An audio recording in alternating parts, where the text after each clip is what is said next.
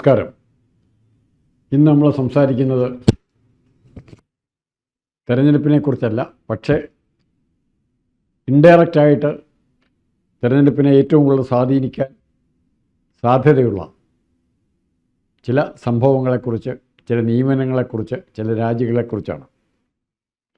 എന്തുകൊണ്ടാണെന്ന് അറിയില്ല, നമ്മുടെ മുഖ്യധാര മാധ്യമങ്ങളിൽ പലതും ഒരു 10 പ്രാവശ്യമെങ്കിലും ബ്രേക്കിംഗ് ന്യൂസായിട്ട് കാണേണ്ടത്, ബൈലൈനിൽ കാണിക്കേണ്ട വാർത്ത ഇന്നലെ മുതൽ കാണാനില്ല. ഇന്ന് വൈകുന്നേരം ആകുമ്പോഴേക്കും ആ വാർത്തകൾ വരുമെന്ന് വിചാരിക്കുന്നു. ഞാനിവിടെ സൂചിപ്പിക്കുന്നത് തിരുവനന്തപുരത്ത് പിണറായി വിജയൻ്റെ പ്രതിരൂപം എന്ന് പറയുന്നതിനേക്കാൾ കൂടുതലായി പിണറായി വിജയനെ തന്നെ നിയന്ത്രിച്ചിരുന്ന ചില ശക്തികൾ, CMO, ചീഫ് മിനിസ്റ്റേഴ്സ് ഓഫീസ്, അതിനെ നിയന്ത്രിച്ചിരുന്ന ശക്തികൾ, പോലീസിനെ നിയന്ത്രിച്ചിരുന്നവർ, മാത്രമല്ല പിണറായി എന്ത് ചെയ്യണം എന്ന് തീരുമാനിച്ചിരുന്നവർ, പ്രധാനപ്പെട്ട കുറേ ആൾക്കാരുണ്ടായിരുന്നു. ധാരാളം ചീത്തപ്പേര് കേൾപ്പിച്ചിട്ടുണ്ട്. നല്ല പേര് എന്തെങ്കിലും കേൾപ്പിച്ചായിട്ട് അറിയത്തില്ല. അതിലൊന്നാമത്തെ ആൾ P. ശശി, മുഖ്യമന്ത്രിയുടെ പൊളിറ്റിക്കൽ സെക്രട്ടറി ആയിരുന്നു P. ശശി. അദ്ദേഹത്തെക്കുറിച്ച് വീണ്ടും പറയാം. മറ്റൊരാൾ കോഴിക്കോട് MLA-യും കഴിവുള്ള MLA എന്ന് പേര് കേട്ട ശ്രീ പ്രദീപ് കുമാർ, മത്സരിക്കാൻ അവസരം കൊടുക്കാതെ അലഞ്ഞു നടന്നപ്പോൾ മുഖ്യമന്ത്രിയുടെ ഓഫീസിൽ തന്നെ പ്രൈവറ്റ് സെക്രട്ടറി ആയിട്ട് നിയമനം കൊടുക്കുകയാണ് ചെയ്തത്. മറ്റൊരാൾ സുനീഷ്. എങ്ങനെയായിരുന്നു സുരേഷ് VS അച്യുതാനന്ദന്, അതുപോലുള്ള ഒരു വ്യക്തിയായിരുന്നു സുനീഷ് പിണറായി വിജയന്. പിണറായി വിജയൻ്റെ നിഴലായി തന്നെ എപ്പോഴും കൂടെ ഉണ്ടായിരുന്നു. പുറത്തുള്ള വിദേശ സന്ദർശകർ വരുമ്പോഴും എല്ലാ സ്ഥലത്തും പിണറായി വിജയനോടൊപ്പമുള്ള അദൃശ്യ സാന്നിധ്യമായിട്ട് സുനീഷും ഉണ്ടായിരുന്നു. ഇവർ 3 പേരും കഴിഞ്ഞ മാർച്ച് 17, ഈ മാസം മാർച്ച് 17-ാം തീയതി തങ്ങളെ ഈ ചുമതലയിൽ നിന്ന് ഒഴിവാക്കണമെന്നുള്ള ഒരു അഭ്യർത്ഥന സെക്രട്ടേറിയറ്റിൽ കൊടുത്തു. അതവർ തീരുമാനിക്കുന്നത് ജനറൽ അഡ്മിനിസ്ട്രേറ്റീവ് ഡിപ്പാർട്ട്മെൻറ്റാണ് തീരുമാനിക്കുന്നത്. ആ തീരുമാനം ഉടനെ ഇത്രയും പ്രധാനപ്പെട്ടവരുടെ തീരുമാനം ഉടനെ എടുക്കുകയോ ഇല്ലെന്നുള്ള സംശയം എല്ലാവർക്കും ഉണ്ടായിരുന്നു. പക്ഷേ മാർച്ച് 17-ന് തന്നെ, ഡേറ്റ് എന്നാൽ കൊടുത്തതിന് കൃത്യമായിട്ട് അറിയത്തില്ല, എന്നാൽ പോലും മാർച്ച് 17-ന് ഇവരുടെ അഭ്യർത്ഥന സ്വീകരിക്കുകയും ഇവരെ അവിടെ നിന്നും ഈ CMO ഓഫീസിൽ നിന്നും പടിയിറങ്ങാൻ അനുവദിക്കുകയും ചെയ്തു. വേണമെങ്കിൽ വേറെ അർത്ഥത്തിൽ പറയാം, മാർച്ച് 17 മുതൽ മുഖ്യമന്ത്രി പ്രവർത്തിക്കുന്ന ഒരു പ്രൈവറ്റ് സെക്രട്ടറിയുടെയോ പൊളിറ്റിക്കൽ സെക്രട്ടറിയുടെയോ സഹായം ഇല്ലാതെയാണെന്ന് വേണമെങ്കിൽ പറയാം. എന്തുകൊണ്ടായിരിക്കണം ഇവരെ മാറ്റിയിരിക്കുന്നത്? പല വ്യാഖ്യാനങ്ങളുണ്ട്, കൃത്യമായ വ്യാഖ്യാനമില്ല.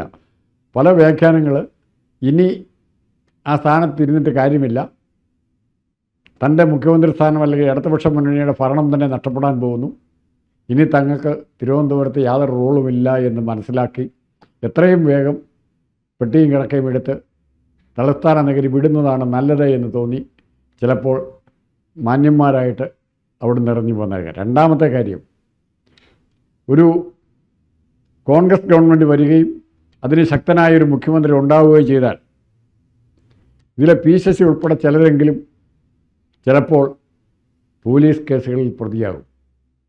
മുൻപ് അൻവർ സൂചിപ്പിച്ചിട്ടുണ്ട് ശശിയുടെ റോൾ എന്താണ്, എങ്ങനെയാണ് പോലീസിനെ നിയന്ത്രിക്കുന്നത്, പോലീസിനെ കൊണ്ടല്ല വൃത്തികേടും ചെയ്യിക്കുന്നത് എങ്ങനെയാണ്, പോലീസ് ഉദ്യോഗസ്ഥകളെപ്പോലും വരുതിക്ക് നിർത്താൻ കപ്പാസിറ്റിയുള്ള ശശി എന്നാണ് പറയുന്നത്.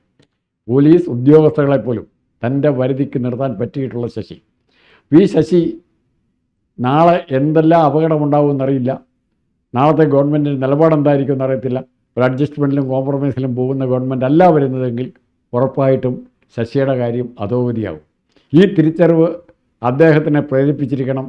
എത്രയും വേഗം സെക്രട്ടേറിയറ്റിൽ നിന്നും ബാധ്യതകളെല്ലാം തീർന്ന് രക്ഷപ്പെട്ടാൽ പിന്നീട് പുറത്തേക്ക് വേണമെങ്കിൽ പോയും രക്ഷപ്പെടാനുള്ളൊരവസരം പുള്ളിയുടെ മുമ്പിൽ തെളിഞ്ഞു വരും. അങ്ങനെ ഒരു രക്ഷപ്പെടലിൻ്റെ ഭാഗമായിട്ടാണോ ശശി മാറി വെച്ചിരിക്കുന്നത്? അതിനേക്കാൾ കൂടുതൽ മറ്റൊന്നുകൂടി നമുക്ക് ചിന്തിക്കാം. പല ഓപ്ഷനുണ്ട് ശശിയുടെ മുമ്പിൽ. ഇനി തന്നെ ഈ മന്ത്രിസഭ കാലാവധി തീരുന്നതിന് മുമ്പ് മറ്റൊരു പ്രധാനപ്പെട്ട പോസ്റ്റിംഗ് നടത്തി വേണമെങ്കിൽ P. ശശി രക്ഷിക്കാനും പിണറായിക്ക് സാധിക്കും. ഇനി അങ്ങനെയുള്ള ദുരുദ്ദേശം പിണറായിയുടെ മനസ്സിലുണ്ടോ എന്ന് വരാനിരിക്കുന്ന ദിവസങ്ങളിൽ നമുക്ക് മനസ്സിലാവുകയുള്ളൂ. P. ശശിക്കൊക്കെ ഉയർന്ന വേറെ ലാവണം സ്ഥിരമായി 5 വർഷത്തേക്ക് കിട്ടത്തക്ക ഏതെങ്കിലും കോർപ്പറേഷനിലോ ബോർഡിലോ പോസ്റ്റിംഗ് കൊടുത്ത് നിർത്താൻ ഉള്ള ശ്രമമാണോ വിഭാഗം എന്നറിയില്ല.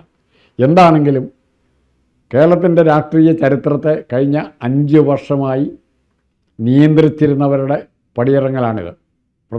പ്രദീപ് ലാസ്റ്റാണ് വന്നത്. എന്നാൽ പോലും ഇവർ പടിയിറങ്ങുമ്പോൾ എന്താണ് സംഭവിക്കുന്നത്? ഇവരുടെ സംഭാവന കേരളത്തിന് എന്തായിരുന്നു? പോസിറ്റീവായിരുന്നോ നെഗറ്റീവായിരുന്നോ? അത് എങ്ങനെയാണ് പിണറായി വിജയൻ ദുരുപയോഗപ്പെടുത്തുന്നത്? ഇത്തരം കാര്യങ്ങൾ നമ്മൾ പഠിക്കേണ്ടിയിരിക്കുന്നു. അപ്പോൾ ഈ വാർത്ത എന്തുകൊണ്ട് മാധ്യമങ്ങൾ മുക്കി എന്നാലോചിക്കണം. മാധ്യമങ്ങൾ വേണ്ടത്ര വാർത്താപ്രധാനം ഇതിന് കൊടുത്തില്ല. കാരണം എന്താണ്? ഇന്ന് ടൈംസ് ഓഫ് ഇന്ത്യയിലെ മറ്റ് മാത്രമേ ഈ വാർത്ത തൽക്കാലം മറ്റ് പത്രങ്ങളിൽ വന്നിട്ടുണ്ടോ എന്നറിയില്ല. ടൈംസ് ഓഫ് ഇന്ത്യയിൽ ഏതായാലും വന്നിട്ടുണ്ട്, ഡീറ്റെയിൽസ് വന്നിട്ടുണ്ട്. ചില ചാനലുകൾ ചെയ്യുന്നുണ്ട്, ഈ വാർത്ത ഇപ്പോൾ ചെയ്യുന്നുണ്ട്. അപ്പോൾ ഇതുപോലെ വളരെ ഗൗരവമുള്ള സംഭവങ്ങളെ എന്തുകൊണ്ട് നമ്മുടെ മാധ്യമങ്ങൾ കാണാതെ ഇരിക്കുന്നു എന്നുള്ളത് വലിയ പ്രശ്നമാണ്.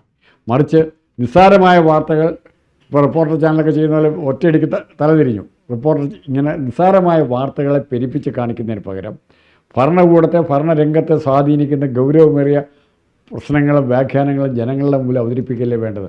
നമുക്ക് അല്ലാതെ ഇറച്ചിയാൻ ഇഷ്ടംപോലെ സാധനങ്ങൾ തരുന്നുണ്ട്. ഐസക് അവിടെ ഉള്ളിടത്തോളം കാലം കോമാളി പ്രയോഗമുണ്ട്. അതിന് ഐസക്കിനെ പോലുള്ള കോമാളികളിന് വേറെ ആൾ പറയാനും കുഴപ്പമില്ല. അപ്പോൾ അത്തരം കാര്യങ്ങൾക്ക് കൂടുതൽ ഇമ്പോർട്ടൻസ് കൊടുക്കുന്നതിന് പകരം പി ശശി ഇടതുപക്ഷ ഭരണത്തിൻ്റെ മൊനയായിരുന്നു, മുഖമായിരുന്നു. ആ പി ശശി പടിയിറങ്ങുമ്പോൾ അത് ആഘോഷിക്കാം, അല്ലെങ്കിൽ സഹതാപം തോന്നാം, സങ്കടം തോന്നാം. പക്ഷേ അതിനൊന്നും തയ്യാറാകാതെ ആ വാർത്ത സംസ്കരിക്കാൻ ഈ മാധ്യമങ്ങൾ എന്തിന് തയ്യാറായി എന്നുള്ളത് ഒരു വലിയ ചോദ്യചിഹ്നമായി നമ്മുടെ എല്ലാം മുമ്പിൽ നിൽക്കുന്നു. നന്ദി.